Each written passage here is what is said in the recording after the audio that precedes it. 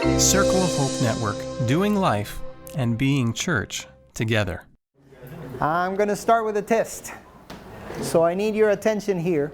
This is taken from a book entitled Preventing Ministry Failure, which is a research, the result of a research that was done by Fuller Theological Seminary. So I'm going to ask you a few questions. This is not part of the presentation, but I think it's going to set the tone, okay? And like I said, we're going to start early so we can leave early. How about that? Awesome. Thank you for making the offer, brother. You're welcome. All right, following quiz. These are figures regarding your fellow ministers, regardless of their denomination. They're all Christian ministers. We don't know if they're Adventists or whatever. They're all Christian ministers, okay? All right, the percentage of pastors that have been forced out of or fired from ministry at least once in their ministry life. 5%, 10%, 15%, 25%, or 35%? 35, 15, 10%, 35, 25%. The percentage of ministers that feel inadequately trained to cope with ministry demands. Percentage of ministers who feel inadequately trained to cope with ministry demands. 10%, 20%, 50%, 70%, 90%. 70, 90%.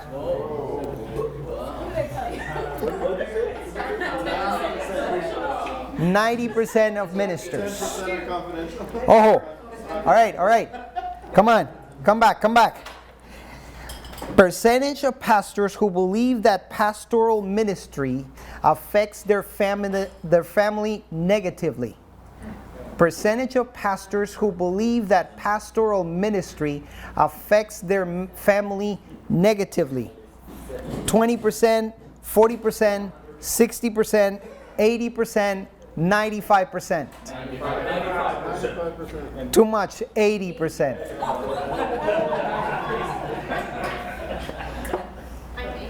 Percentage of ministers that say they have experienced depression or burnout to the extent that they have to take medical leave of absence. 35, 40%, 45, 50, or 55.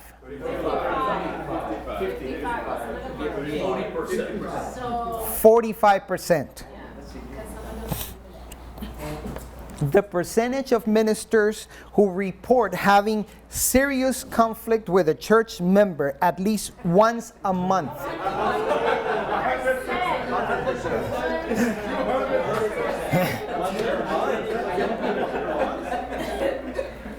20, 30, 40, 50, or 60? 40. All right, here's where they start getting a little bit more lying. The percentage of ministers who admit to having an affair while in ministry. 5, 10, 15, 20, or 25? 25%. The percentage of ministers who admit that they have an internet pornography struggle. 10, 22, 37, 47, 62. 62. 22. Actually, no, not more would admit. So it would be less than 60. It would be less than 22. 37%. Realistically, it's double. And this is the last one, which is the springboard for what we're going to be doing today. Percentage of pastors who say they do not have anyone they consider a close friend. Percentage of pastors who admit they do not have anyone they consider a close friend? 50%, 60%, 70%, 80%, or 90%? 70. 70%. Now this also comes to me. I was early in my ministry. You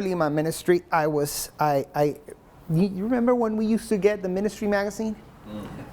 We still get it. We still do. Still do? Yeah. I work for the. I don't.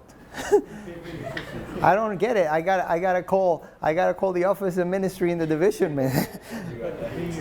Well, That's because you're a chaplain. we just found out. But hold on, I'm employed by the division, so and in the division I show up as a pastor. So, anyways, that's another story. I remember getting this ministry magazine when I was in the Inter-American division, so I had it in Spanish. And the title said, in a loose translation of this article that it struck me, it said, "Pastor, please shut up and listen." Wow.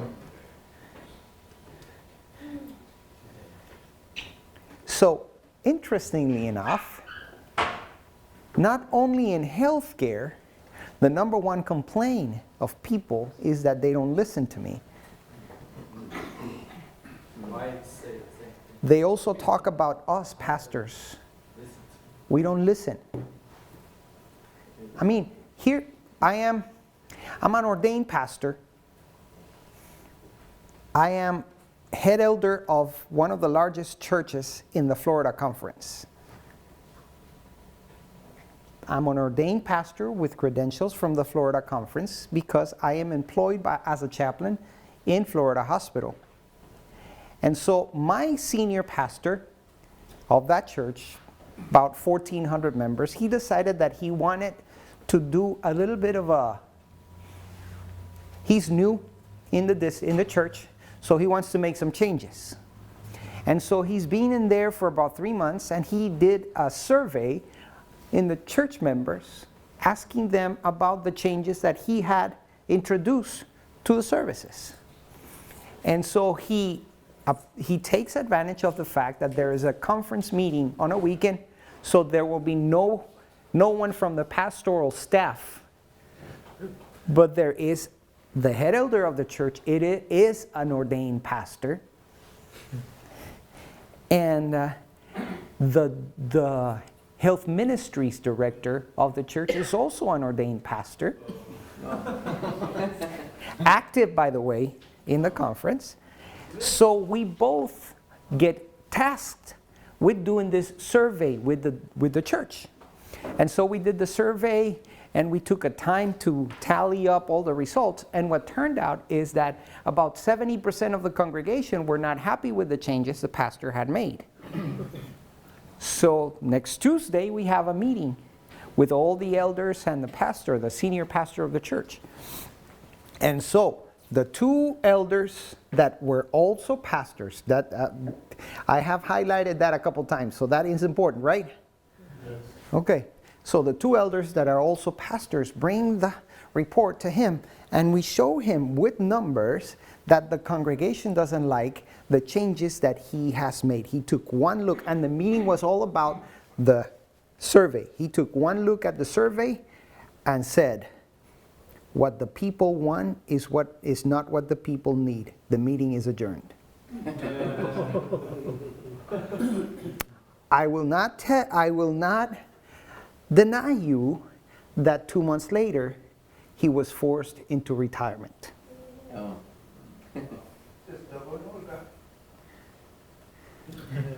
You said it, brother. You said it. Stubborn old guy. Stubborn old guy. Hey, we need to stop and listen. Remember what I said? Proverbs 18:13. He who answers a matter before listening, that is his folly and his shame.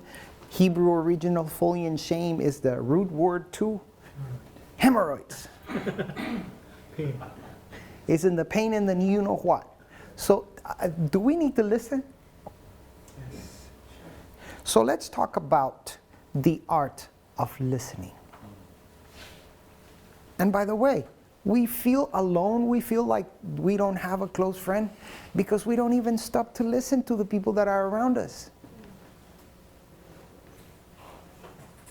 I mean, trust me, I get it. I was a pastor, church pastor for 10 years. The last church I was a pastor of, 1,300 members. I was 28 years old. 28 years old, and I was the senior pastor of the largest church of the Central West Venezuelan Conference. I get it. I know what it means to have some of those church members that see you 20 times in a day and 20 times they have something to tell you. I get it. I get it. But do we need to stop and listen? One of the biggest problems in healthcare, one of the biggest problems when people are sick is that we go to them and we always want to have something to tell them. Man, you're going to have to forgive me for this, but I think I need to be honest with you about how I turned out to be a chaplain, how I became a chaplain. I think I need to share this story with you. It wasn't part of my presentation, but it will be now. It's my presentation, so.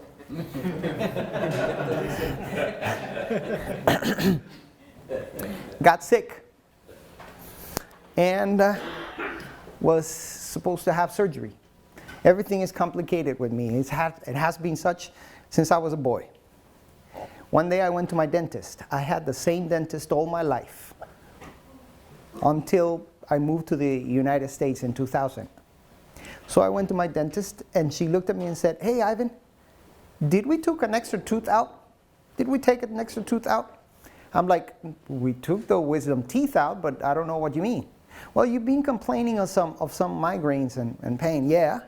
"Well, I'm missing one tooth." "What?" "Yeah, I'm missing one tooth." "So let's have a panoramic." And there it was. The reason for my migraines was that I had a tooth right before the wisdom teeth on the right side of my mouth that was trying to do what he was supposed to do, grow out. But he wasn't growing into the place where it was supposed to grow. He was growing into my jaw. No. And it was pushing up and up and up, and it was getting to the what's the name of that nerve? That it's a trigeminal or trigeminal. And so it was pushing that nerve, and every time it pushed it, I was having migraines.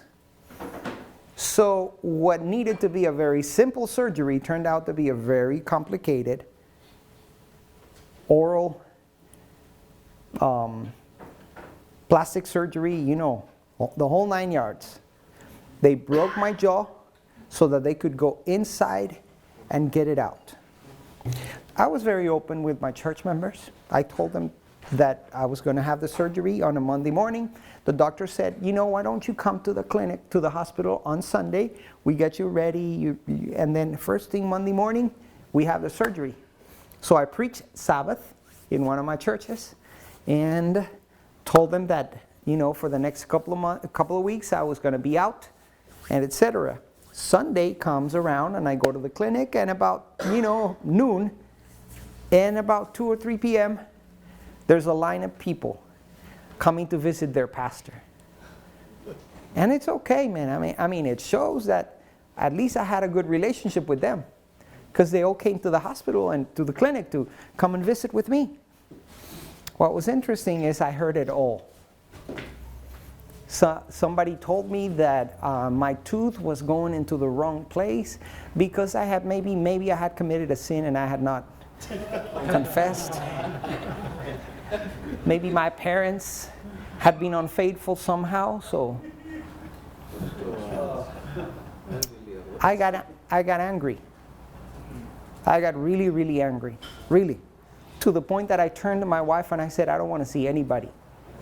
So my wife had to go outside and tell the church members, Pastor doesn't want to see you guys.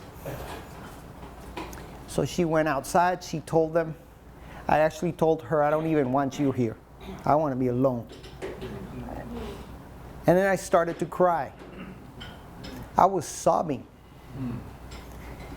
And you know why I was sobbing? It wasn't that I was too much afraid. I was sobbing because I was listening to the same stupid things I told my church members when I went to visit with them. I realized they were just repeating what I said when I was visiting with them.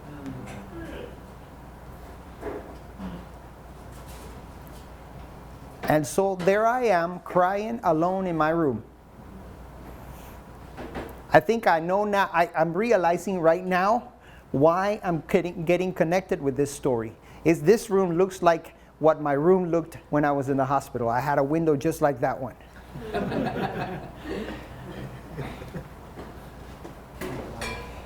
And so I'm alone in my room, I'm quiet, and then all of a sudden there's a faint knock in my door. One of those knocks that is a knock and you hear it, but you know that the person on the other side doesn't want you to hear it. You know what I'm saying? But I heard it. And I went, yes. And then somebody opened the door and peeked. It was my associate pastor. 21 years old, young man. And he said these words to me, may I? And I went like, all right, what's one more stripe for a tiger? Come on in. Come on in. I was getting ready to get it. And he came in and he said, Pastor, I got up early this morning and I started to look for a Bible text that I could come and share with you, but I couldn't find one. And then I started to write a prayer that I wanted to pray with you. But look at me, I don't have anything in my hands. And then when I was sitting in my house thinking about all this, I thought, man, Pastor Ivan's going to have a surgery tomorrow. And although I don't want anything to go wrong, something could go wrong, and I don't want you to be alone. So Pastor Ivan, here I am. I don't have a Bible text. I don't have a prayer. I just want to be with you. Can I?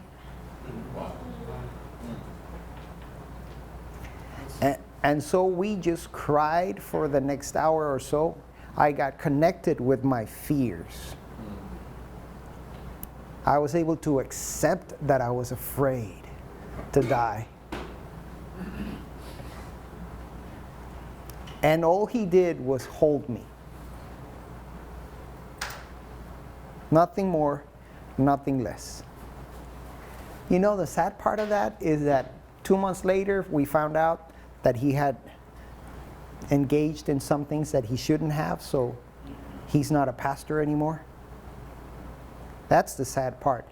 But that visit from that young man changed my outlook in ministry. Changed it. That's why I am where I am right now. So, thinking about all this, thinking about this idea that chaplains, pastors, sometimes we feel lonely. We are lonely. I went to this book and I learned a lot of things. There may be some more time. I have recommended that book to Dave. I think he's going to use it later on. If he doesn't, it's okay. But out of this book, I found this interesting thing. There are 7 foundations of ministry. And these 7 foundations, you know, are here. I'm not going to go over each one of them. I'm just going to go to this one. People skills. That is what we're going to be talking about today, about people skills, okay? We can have more later on, but we're going to talk about people skills. And what? Go back, please. Sure, let me go back. Thank you. Thank you.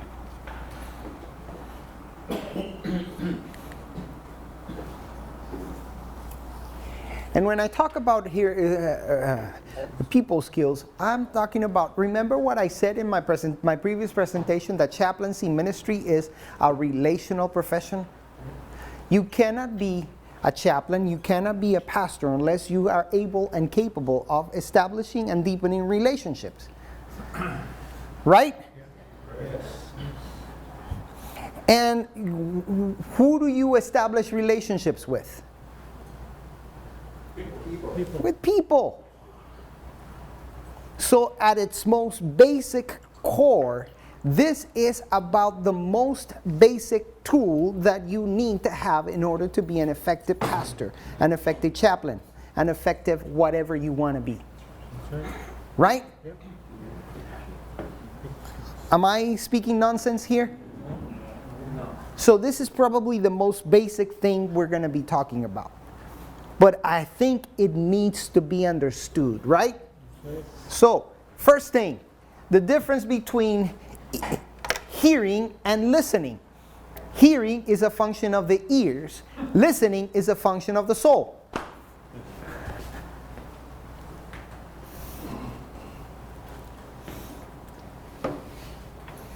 Reactions. I hear you. Thoughts and feelings to this statement. I know you just ate, so I'm gonna have to ask questions like this because you're gonna fall asleep on me. So, thoughts and feelings about this. I'm listening. You know how many times we say that and we really are not?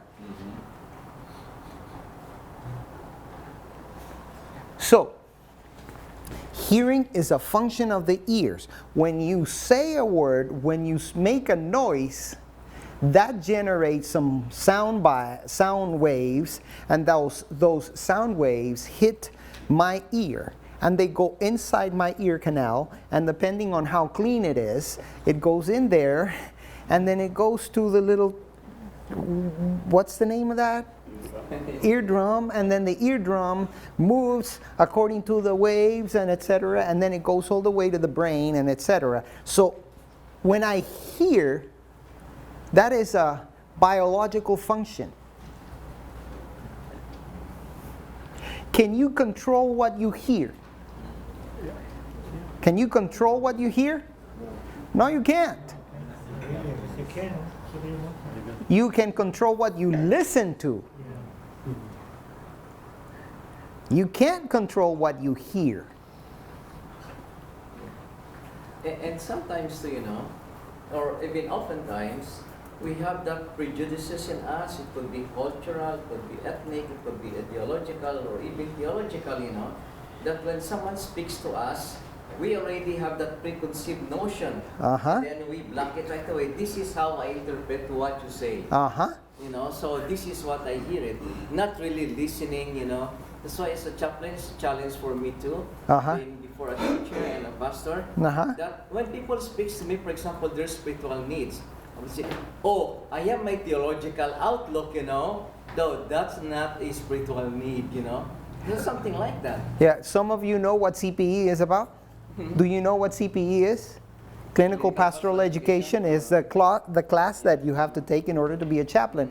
I'm teaching CPE, and this morning I had my students. Oh, okay. That's why I showed up after 9 a.m. because I had class from 6 to 9.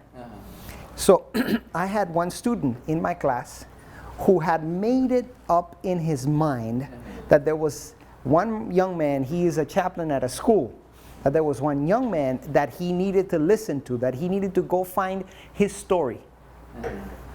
And he kept going to him, and the young man said, I don't have anything to say to you. And he kept going and going and going and going. And finally, he brings a verbatim. You know what a verbatim is? A case study. We're going to be talking about that. He brings a case study to our class, and he is celebrating that the young man opened up and he wanted to talk.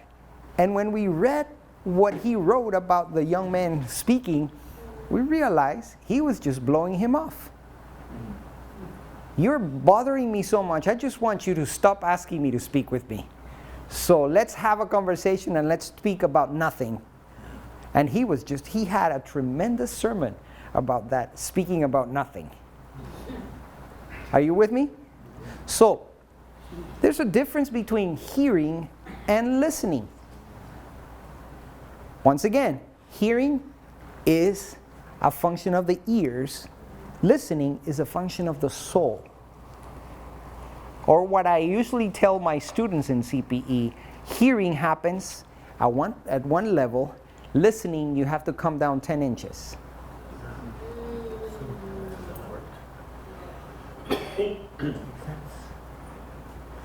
Or should I change into metric? You have to come down 15 centimeters.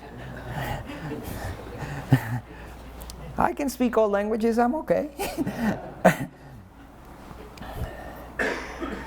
So, good. Let me move on. Words are often imprecise and may not convey what people really mean, especially when we're talking to adults. And this is not about the fight that I have with my wife when she says yes, actually she means no. Or when she says no, she actually means yes. This is not about this. But normally people, especially adults, are testing. They want to know are you really listening? They really want to know, are you really listening to me? So they're going to throw at you something that in psychology we call trial balloons. You know what that is? A trial balloon. Pastor, I was out and about, and then I ordered a salad, and I didn't realize that it had bacon on it. And then they drop that and step back to see what are you going to say. So what are you going to say? What's your response to that? Or in a hospital, something like you get called. A nurse tells you at 3 o'clock in the morning, they call you and they go, Chaplain, patient in room so-and-so has been crying since 4:30 this afternoon. So it's 3 o'clock in the morning, and the patient has been crying since 4. You waited until 3 to call me? So the trial balloon is not really how am I going to react in telling her you waited until 3 to call me. The trial balloon is, hey, chaplain, there's someone here that needs your help. And most of the time, it's not even the patient that needs the help. Or, chaplain, there is this young lady, 18 years old, here in the hospital. She's been taking care of her mom for the last 5 days. And no 18-year-old needs to be spending her nights at the hospital. That was a trial balloon right there, right? What's a trial balloon? It needs to spend time. Huh? Well, you listen to testing you. Yeah, but what is she testing? What is she send? What's the message she's sending? His own need. Good. So the chaplain comes to the hospital and goes to that nursing station and sees the nurse that called him for that. And the nurse says again, hey, chaplain, yeah, room so-and-so. Her name is so-and-so. She's 18-year-old. No 18-year-old needs to be spending the nights here in the hospital taking care of her mom. So I go over there and I listen and I do whatever I do with the patient and then come back and I sit down to do my charting, because if it's not charted, it never happened. I sit down to do my charting, and as I'm sitting down to do my charting, the nurse sits next to me and says, no 18-year-old needs to be spending the night taking care of her mom. 3 times the same statement. So what'd you do with that? Pushed away from the desk, and I go, okay, you said this 3 times. What's that all about? Tell me more. What's there to say, chaplain? No 18-year-old needs to be spending the night at the hospital taking care of her mom. Well, but she is spending the night at the hospital taking care of her mom. What about her doing that touches you. And then the nurse pushes back from the table and starts to cry. And then the chaplain does something that he likes to do and he learned to do. This is what I always do. If those tears could talk, what would they tell me?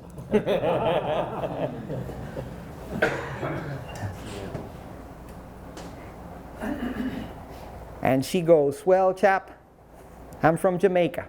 Nice, yeah, man. So, what does that have to do with anything?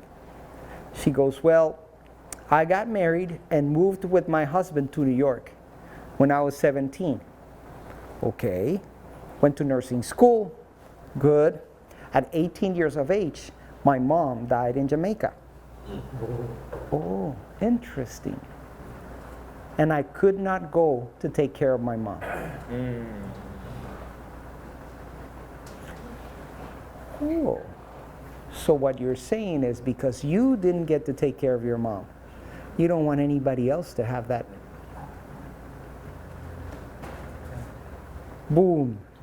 So what was a visit for an 18-year-old that was taking care of her mother also turned out to be a good visit for a nurse who had not processed her grief. Are you listening? Yeah. So do you chart those visits as well? In that case, no. You're visiting with a staff member. So you don't record any visits or... At times it's necessary to report the visit to someone, especially when it has to do with a staff member. But normally I wouldn't, there is no way to chart for a visit with a staff member. I did chart on the patient and the family members visit, but never charted on that. Yes, sir? Could you keep your own chart of a staff visit? Yes, I do. I do keep my own record because sometimes, later on maybe that nurse had some other issues, so I could bring up some of the stuff that I brought that was addressed in the first meeting. I don't know if that makes sense. All right. Any other questions? So what called transference? Oh, yeah. Well, we're entering into another territory here. Transference and countertransference are the feelings that are expressed between the person that you're listening to and you. And so the transference is that, when you listen to someone and you listen a lot, there may be some feelings that come up. Yeah. The interesting thing about is that they have the feelings, so that is transference. They're transferring their feelings to you. You're affected. The problem is if you fall into countertransference by corresponding those feelings. So you have to be very careful with that. Sigmund Freud was the one who started talking about those things, but he didn't do the right thing. Because when he realized that, then he started to have sex with his therapies, the people that he was providing therapy with. Because he realized he was having some feelings for them. But that's not what it is. So there may be some of that, but you got to be very careful. Good question. You have to be very, very careful. So a lot of times people send you things, send you messages. They just send those trial balloons, and they just want to know if you're listening. And a good chaplain, a good pastor is capable of identifying some of those. Now, this is not to say that if, you miss some of those, you're a bad chaplain or a bad pastor. It just means that you're human. Okay? You learn very quickly in chaplaincy that, and this is, please, don't misunderstand me, this is not a moral statement. This is just a factual statement. You learn pretty quickly in chaplaincy and in ministry that there is no right and wrong thing to do things. There just is way to do things.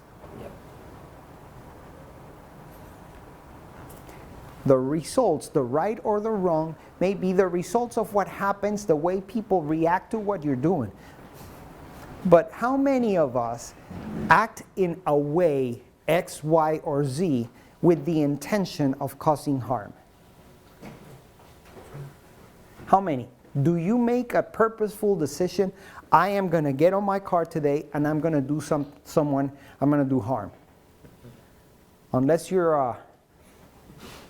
I don't know, a killer or something. But if you are a normal person, you wake up every day and all you want to do is leave a good footprint in life.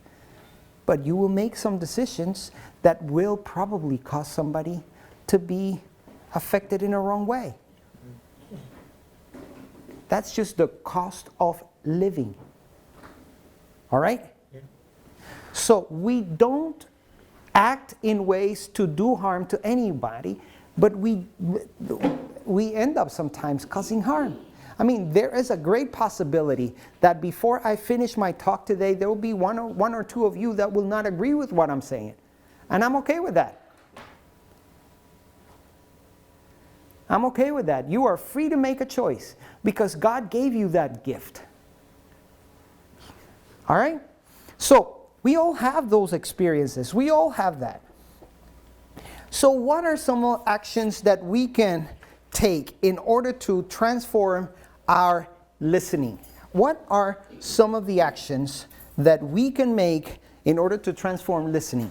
All right, I'm going to give you some very practical ways. Number one, prepare the context. Here's the thing.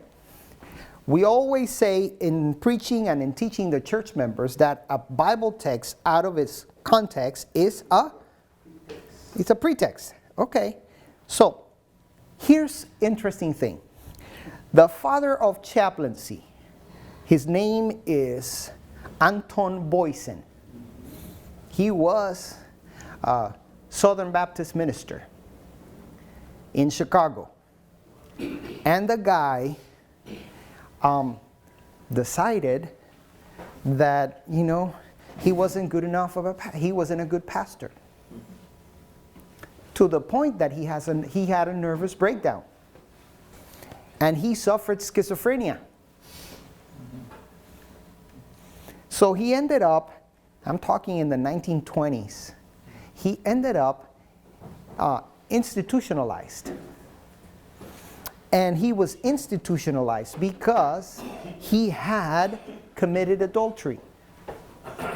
Come to find out that the adultery that he claimed to commit was actually one of his schizophrenic episodes. He never was unfaithful to his wife. But he was so convinced that he ended up in a mental facility. While he was in a mental facility, he started to converse with people, sit down in group therapy, and he started to understand some things about people. So he finally comes out of the mental facility, and he starts to develop what is now known as clinical pastoral education. Giving an opportunity for people to express what they have inside and to analyze how that which they have inside affects their ministry and affects the way they do things. And then he did something interesting. He got connected with a doctor by the last name of Cabot, psychiatrist. And Cabot, when he is talking with Anton Boysen, Cabot is a very psychoanalytic guy. And Cabot is a pastor. So they start thinking about how they can unite those things. And they come to this statement, which I think it's very, very rich. They both say that chaplaincy is the art of applying the principles of hermeneutics to the human living document. Human living document. In other words, you are applying these principles that you use to prepare your sermons. You apply those to the person that's in front of you. Now that's a language you and I can understand, right? And how can you apply those principles if you don't listen? So, prepare the context. Tell me more about what is, you said 3 times this thing about an 18-year-old shouldn't be taking care of her mother. What's that all about? Tell me more. Or if those tears could talk, what would they say? Or, as you will see later on in one of our cases, chaplain, I'm not going to take pain medicine. I am going to pray my pain away. I've been praying. Are you? How's that working for you? What? Chaplain, you're supposed to support my idea that God can take away my pain. I'm not disputing that. I'm just asking, are your prayers being answered?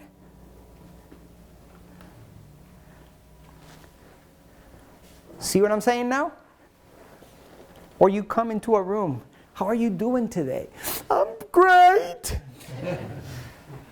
Your words say you're great, but your demeanor tells me something different. What's that all about? That is, in listening, that is what I called, another golden nugget that I'm going to share with you. That is what I call appreciative curiosity. Appreciative curiosity. Tell me more. All right. One thing. I'm good. I'm happy that I'm with a bunch of chaplains here. But every time I do this presentation with pastors that have never had any chaplaincy training, they always come with this question. So what do I say? What are the magic words?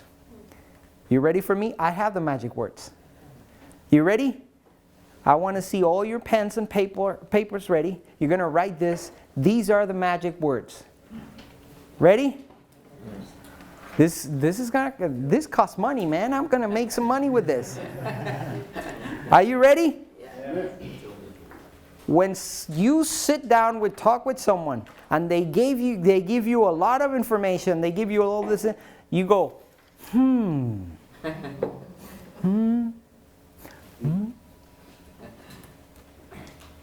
You got it?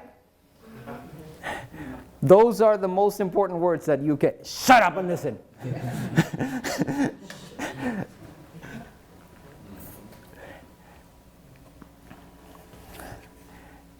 So prepare the context. Hear the story. You want to hear the story. You want to hear prepare yourself. Prepare yourself meaning what? Huh? Here's what I mean by that.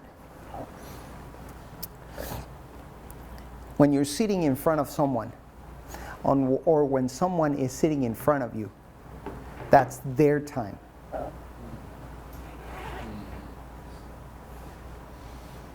So please, silence your phones. Give them your full attention. Prepare yourself to be fully in the moment with them.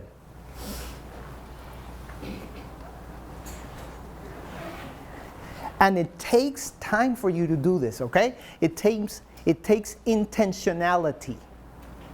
You have to be intentional in saying, I am going to be here with you. And you're going to be, for the next 5, 10 minutes, 15 minutes, however the time that we spend together, you're going to be the most important. I want to listen to you.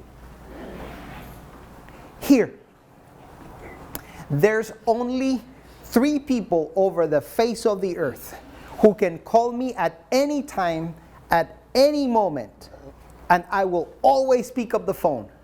Who are those 3 people? My wife. And sometimes my wife calls me and I text her back and I go, thank God for iPhones. I can do, sorry, I can't talk right now.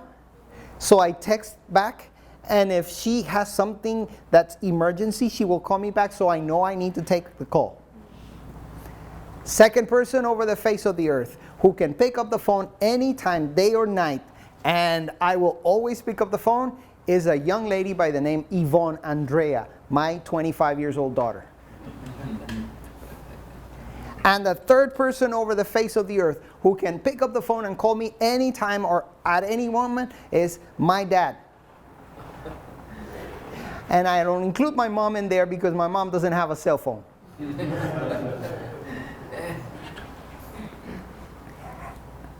But anyone else, Bill, my boss, Elder Wilson, Elder Jackson, they can, if I am sitting with you, you are my most important part right now.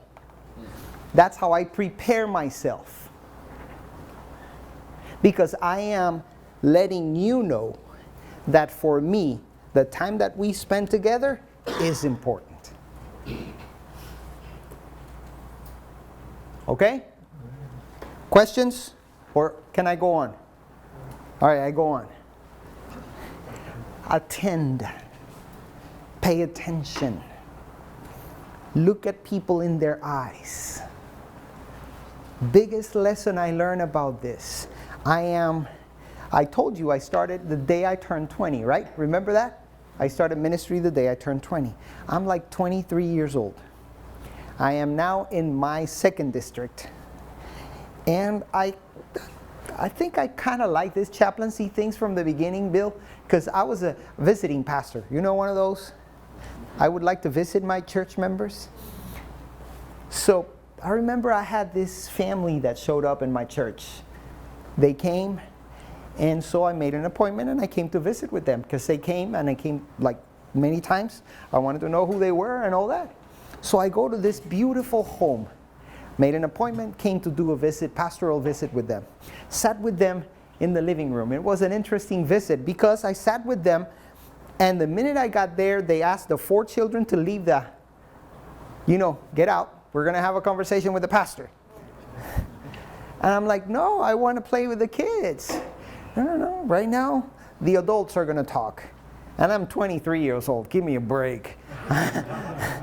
Anyway, so I'm sitting there, and this is what I noticed. Every time I look at Dad, when I speak with someone, I look at their face. Every time I looked at him, he moved away his head. And I looked at him, and he moved away. And then, the more I looked at him, the more he looked away. And I'm like,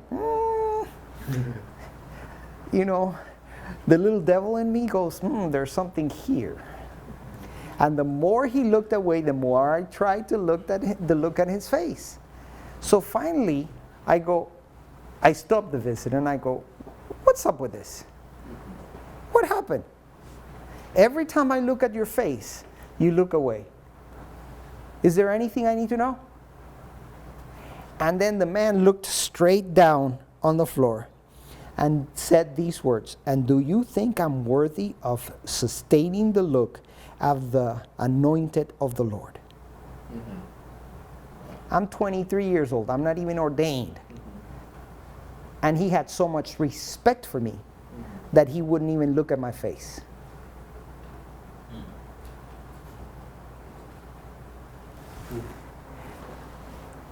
And then I knew I had to have another conversation. So pay attention. Listen not only with your ears and with your heart. Listen with your eyes. Listen with your nose. Be careful when you listen with your hands. But realize you have to listen with everything, because you do know that only 7% of communication happens on a verbal level. 7% of communication happens on a verbal level. 41% happens in a non-verbal level. 7 plus 41 is? What happened to the other 52%?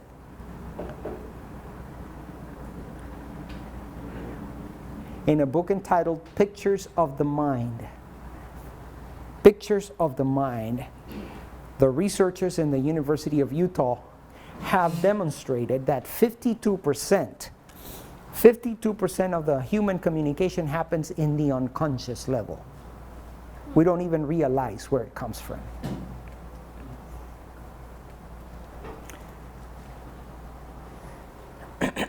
So pay attention, because you're missing 52% already. You're missing 52%. Pay attention.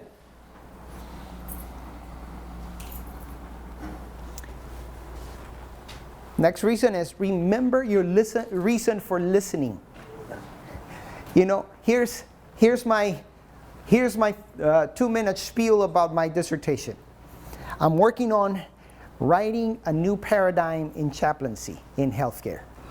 A paradigm that has to do with numbers. Yeah, because a chaplain that is unable to connect numbers with his or her ministry is a chaplain that pretty soon is going to lose his significance and his job, or her job. So, I'm working on this, and I started to do research utilizing the numbers that I spoke to you about, that survey. That survey that is asking 28 questions of every person that is admitted in a hospital. And there was one question, to the degree to which the hospital staff address your spiritual needs, and that question is the one that is being utilized to measure the effectivity or efficacy of the chaplaincy department. Long story short, there's a lot of studies that have made correlations between spiritual care and all the other questions in that survey. And so, spiritual care seems to be in the top 7 predictor in all the other 27 questions. Good, right? Now I'm running the numbers the other way around. I'm running the numbers to find how the perception of doctor care affects the perception of spiritual care. How the perception of nursing care affects the perception of spiritual care. Are you with me? I'm running the numbers the other way. So I took 2 hospitals. And in one hospital, I find that there are very clear, significant correlations. So I can demonstrate in that hospital that the number 1 predictor for lower spiritual care satisfaction is the doctor communication question. So when the patients feel that the doctor didn't listen, everyone in the hospital didn't listen. Are you with me? But when I went to the other hospital, I found that the correlations are non-existent. So here I am now with a conundrum. Because in the scientific world, either there is correlation or there is none. What's your something both in faith-based and non-faith? Both hospitals are faith-based. What about non-faith-based? I don't even want to go there. I don't want, my dissertation already has 178 pages with the first 3 chapters. I don't want to do more. So, what am I doing? How do I explain the difference? And the only way I could explain the difference was that one hospital, the one that had no correlation, has a model of chaplaincy that's completely different than the model of chaplaincy on the other hospital. What is the model? The difference? In the hospital where there is correlation, the chaplain is part of absolutely every decision that is made. The chaplains are rounding with physicians, with nurses, with respiratory therapists, with pharmacies. They are completely embedded into the life of the hospital. In the other hospital, the chaplain responds to pages. Only shows up as needed.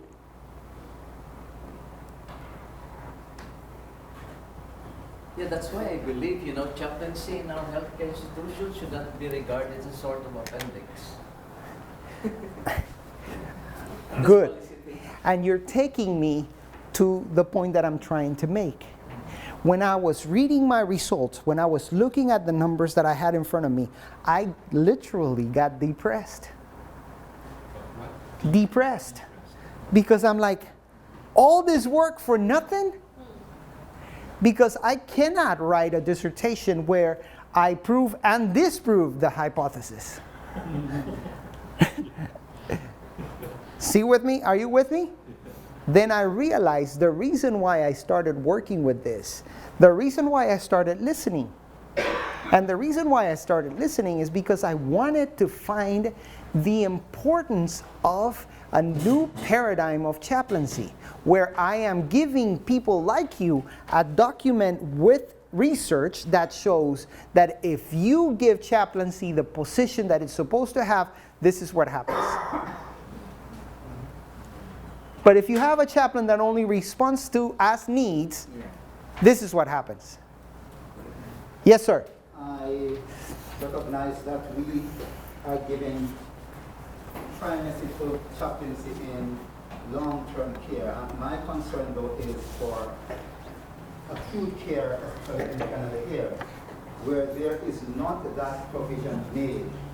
And while they are not Christians, I think it is having disastrous effects in terms of that people are not carefully ministered to. Because while they are taken care of in terms of their physical wellness, I think many times they leave without the spiritual aspect being recognized, and so they leave not being made whole. Important. I saw your hand, and I'm just going to finish this section with my little mantra out of this. Okay, my little mantra out of all this research is this: the minute anyone enters into a healthcare facility, whether it be a dental office, a doctor's office, a lab, long-term care, acute care facility, the minute anyone enters in the doors of a healthcare providing organization, compassionate care is not wished for, desired, or whatever you put in there. It is an expectation. And who is the only person in the entire team in the healthcare organization that has been intentionally trained in compassionate care? I rest my case.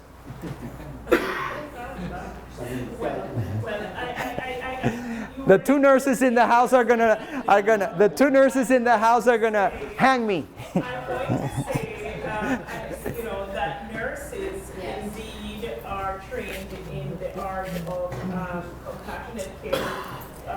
I begin to feel, I was sitting here listening to you, and every single lecture that I've had around therapeutic care and that kind of a thing, just came to my mind. Just to say though that we have to be careful about this notion that long-term care is the only sector that gets the attention here in Canada. It differs from province to province. So I know in Saskatchewan, where my brother here is from, they have removed that layer, out of the system. But here in Manitoba, here in Winnipeg, it's still, there are some issues, but it's still ongoing. And I will say a few words about that on Thursday. But suffice it to say, if you go, for example, to St. Boniface Hospital, which is not very far from here, they have a big chaplaincy program as part of acute care right here in this city. And there is such a thing as the Canadian Association of Spiritual Care, which advocates for this.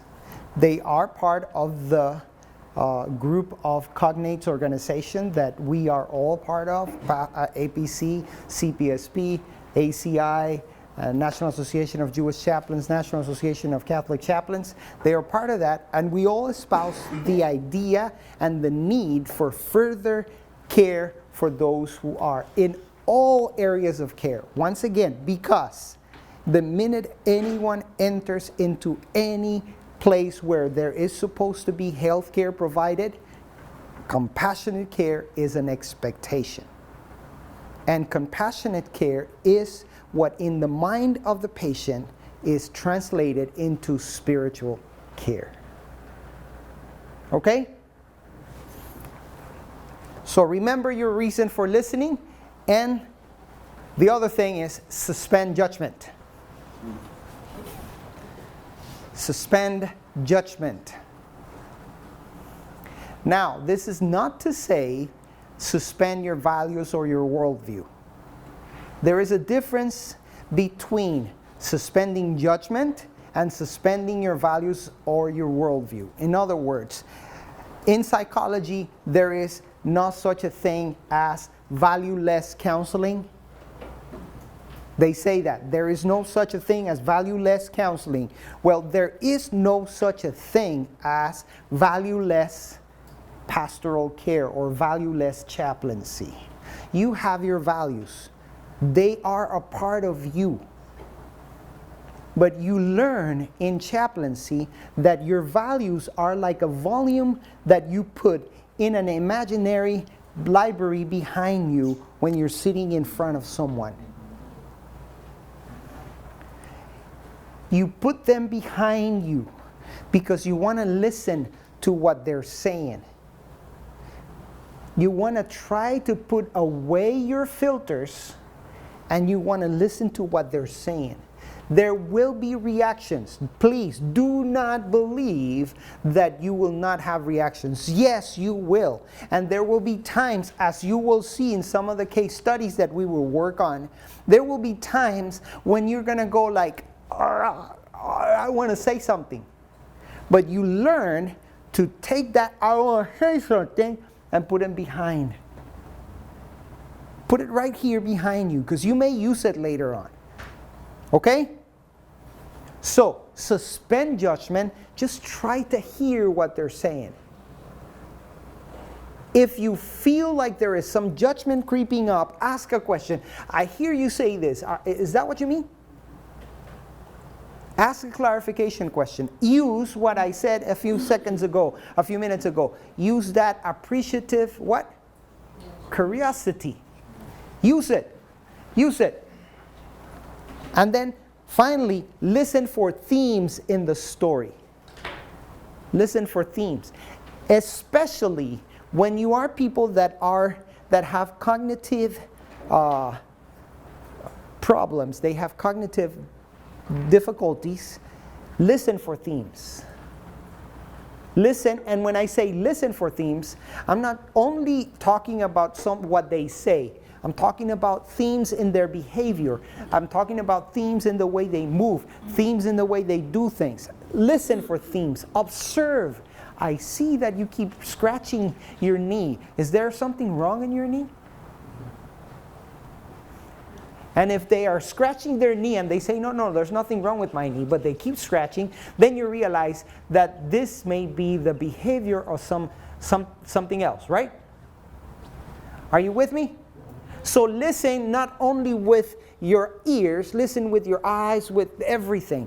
Look at people, observe, be observant, and listen for themes so that you are able to identify those themes, and maybe those themes will be the guidance towards a spiritual assessment. Maybe those themes will be the guidance to making a plan of care, and then moving the person forward. I want you to keep this in mind. The measure, write this down. It's not in the presentation, but write it down. The measure of how stabilizing you are as a chaplain. The measure of how stabilizing you are as a chaplain are the actions you take that move your people forward.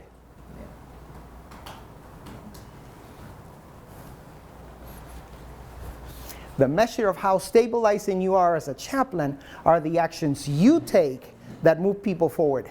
And by the way, you want to change that word chaplain for pastor, use it too. The measure of how stabilizing you are as a pastor are the actions you take that move your organization or your church forward.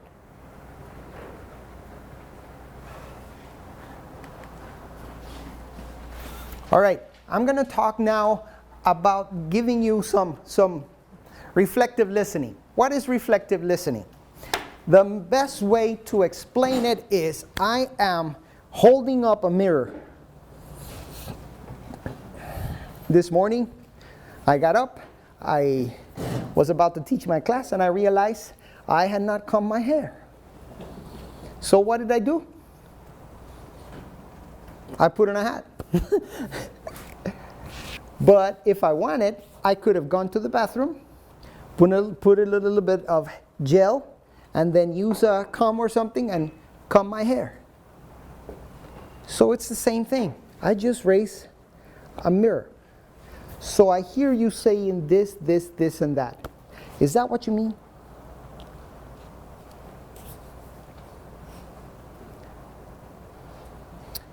Did I understand correctly? You said, and then let him finish. Reflective listening. Reflective listening.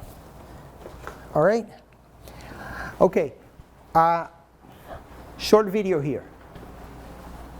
Let's see.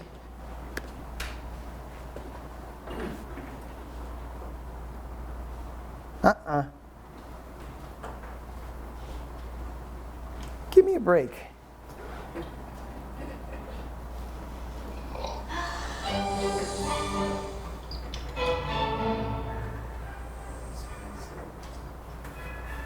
So what is empathy, and why is it very different than sympathy? Empathy fuels connection. Sympathy drives disconnection. Empathy, it's very interesting. Teresa Wiseman is a nursing scholar who studied professions, very diverse professions where empathy is relevant, and came up with 4 qualities of empathy. Perspective taking, the ability to take the perspective of another person or recognize their perspective as their truth. Staying out of judgment, not easy when you enjoy it as much as most of us do. Recognizing emotion in other people and then communicating that. Empathy is feeling with people. And to me, I always think of empathy as this kind of sacred space when someone's kind of in a deep hole and they shout out from the bottom and they say, I'm stuck, it's dark, I'm overwhelmed. And then we look and we say, hey, I'm down. I know what it's like down here, and you're not alone. Sympathy is, ooh, it's bad, no, you want a sandwich? Empathy is a choice, and it's a vulnerable choice, because in order to connect with you, I have to connect with something in myself that knows that feeling. Rarely, if ever, does an empathic response begin with at least. And we do it all the time. Because you know what? Someone just shared something with us that's incredibly painful, and we're trying to silver lining it. I don't think that's a verb, but I'm using it as one. We're trying to put the silver lining around it. So, I had a miscarriage. At least you know you can get pregnant. I think my marriage is falling apart. At least you have a marriage. John's getting kicked out of school. At least Sarah is an A student. But one of the things we do sometimes in the face of very difficult conversations is we try to make things better.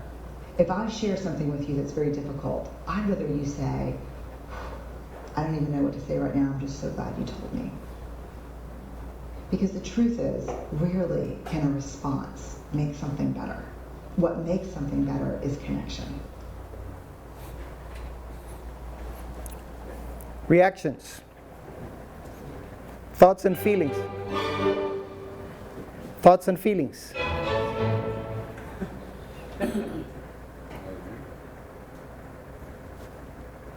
All right, you guys are tired, I guess. What are your thoughts and feelings about this? By the way, that's a nursing scholar, Brené Brown. She's a nurse that in the process of doing her research, wrote a book, interesting book. The Gifts of Imperfection is the title of the book. In the process of writing that book, she met the Lord and became a Christian. Amazing. Yeah, It's interesting though about coming down or being in that place with a person, with the experiencing person. Sometimes we get it right, sometimes we get it wrong. But, you know, in recent times, this is a personal experience now, it's not thing to do with work, but I was confronted with a question from a young mother who seemed to have a child who behaved a lot like my child behaved when he was a baby. And, you know, we talk a lot, so she understood that my child was like that. And then she sent me a text message one day saying, how did I get through it? And to be very honest, when I opened the text message, I think it may have been last week, Wednesday, I was completely floored. I couldn't respond, so I sent back a message to say, I am prayerfully considering a response to your question, because for right now I can only feel your pain, but I can't tell you how you can get through this one. You know, and subsequently I tried to be there, just there. I've not touched the topic at all, because I still don't know what. In reality, although your child may have behaved similarly, your experiences are different because you're two completely different human beings. So I think what you're doing is the best you can do right now. Just be with her. Yeah, speaking in behalf of the pastors, because I too was a pastor, and I had that kind of experience too. Now, between the sympathy and the empathy thing, I think when a pastor, for example, is struggling, the question is that pastor is struggling, feel free to confide his struggles with the administrator? Or will he be said, he will be tagged, no, I don't think you are fit to be a minister anymore? Or is there sort of sympathy or really empathy to really go with that pastor, he's struggling, and say, how can we help you? How can we solve these kind of things? Or there is still that kind of attitude? Let's be honest here. I think I need to be wise enough to know who I share my struggle with. Yeah. We would like to know that conference administrators are people we can trust. We trust them with the administration of the church. And by the way, administration of the church includes correcting people that are not doing the things the right way. So, although I trust completely the leadership of my boss, there are some things that I will never share with him. But there are some things that I will share with that man back there. Because he's my peer. And he can be a pastor to me when I need it. And I know that he will protect my confidentiality as much as I protect his confidentiality. And what I have told him that may be the reason for my boss to discipline me probably will not be told by him to my boss. See what I'm saying now? Yeah, I got your point. I was just going to add that I can't stereotype, but for me, when I've struggled with showing empathy and I've resulted to sympathy, was realistically reflecting and realizing that I'm struggling with my own self-esteem or my own confidence or whatever else, or fear from actually experiencing the same fears or emotions that individual is now sharing with me, and to reflect that. Because as she said, you have to get into your own feelings in order to reflect them. And so sometimes the reason why we fail is because we're scared of that, or we're hesitant to really feel. Excellent. Excellent. Is it possible, though, that, and I'm just looking at I'm descending to help the person up. Is it possible that you, in showing empathy, you could reach the person halfway rather than going all the way?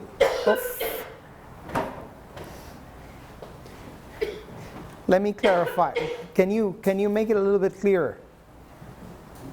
Rather than going all the way down to the bottom of the pit, just be at the middle. Where you can reach the person's hand to lift the person up. I'm just wondering if sometimes that isn't a... That's a very, I understand what you're saying, and I think that's a very valid statement, valid question. I think it goes back to the minister as a diagnostician. There may be some people that you need to get all the way down. There may be some people that you need to get halfway. There may be some people that you just need to throw a rope. So it depends. I was reading the papers from a chaplain that is going to be board certified. And she said something very interesting. This is a Seventh-day Adventist chaplain. And she said, she prefaced the statement by saying, I realize how this sounds coming from a Seventh-day Adventist, but I believe chaplaincy is a dance that dances to the tune of the patient. Interesting. Interesting. That makes sense? Yes, sir. Do we have a fear of going down into the pits, a fear of us losing that rope or being that person to be able to pull them out or back out? So why can't you go into the pit with them and also be that rope and also be that, but going down with them? You understand what I'm saying? Yeah, I understand. Once again, there may be occasions where I need to go down all the way. There may be occasions where I can just extend my hand from the ladder. And there will be occasions where I can just, where I need to bring them out of the pit and still be with them when I get them out. In neither of those scenarios that I have described, I take myself out. Neither one. In chaplaincy, like the actual course, do you not have to do mandatory therapy yourself? If you want to be a CPE supervisor, yes. But if you want to be a chaplain yourself, they will never tell you it's mandatory, but they will recommend it. So, in listening, their unique stories. You're going to be responding to what they say. You're going to be listening for data. Their stories, feelings, responding to how they say it. Listening for their emotions. And then also their stories' meaning. Responding to why they said, listening for what it means to them. I think that those three things are very important in your way of listening to people. First, listening for data. Second, listening for emotions. And thirdly, listening for what is the meaning that they're adding to that. They're attaching to what they're saying. Okay? And I'm going to give you one other model. You have heard about the closed questions, the open-ended questions, and the closed questions. This is what I called the diamond model. Sometimes I do this. I ask closed questions to ask for data. How long have you been here? What brought you here? What happened? Etc. Those are closed questions. Open-ended questions. So how does it feel to be in the hospital? Or how does it feel to have your loved one, etc.? And some people would look at you like, I feel bad. No, tell me more. Tell me about your feelings. And then close-ended questions when, okay, so what you're telling me is this. What are you going to do about it? Okay? So you're gathering data, You're talking about emotions and meaning, and then what's the data for the next steps. All right? This is another model that you can use. I hesitate to use models when I teach this class because people tend to espouse a model and say, okay, do this all the time or do that all the time. Especially with my CPE students, I avoid that because especially with the students that are taking their first unit of CPE, they tend to get stuck in one way of doing things. And I want to go back to that statement by that chaplain. She learned. As a chaplain, I dance the tune they play for me. So listening is about them. It's not about me. It's about them. It's about the other person. Questions? Just a comment though. I hope the pastors too will have a sort of pastoral network wherein they could have like the chaplaincy support thing, that they can open up and have some kind of support, you know, like a clergy support in that organization. Well, I think, I don't know, there was a lady by the name, what was her name? Ellen White, I think is her name. She said something about pastors who live in the same area to gather together to pray for each other and support each other. Yeah. I think she said that, didn't she? And I happen to think that maybe a bunch of pastors that call themselves Seventh-day Adventists, they take her as a prophetess or something. I don't know. Anyways, it's there, man. Why do we need to reinvent the wheel? It's there. She already gave us that instruction. Why don't we do it? I guess it is because we're all so busy doing our own thing that we forget that we are human beings and we need each other. Or as Maury, I don't know, you ever read Tuesdays with Maury by Mitch Albom? He says to Mitch, when we're born, we need others to survive. And we're going to die, we need others to survive. But he said, but the saddest part is that we don't realize that in between, we need each other more than ever. Thank you very much. Circle of Hope Network, doing life and being church together.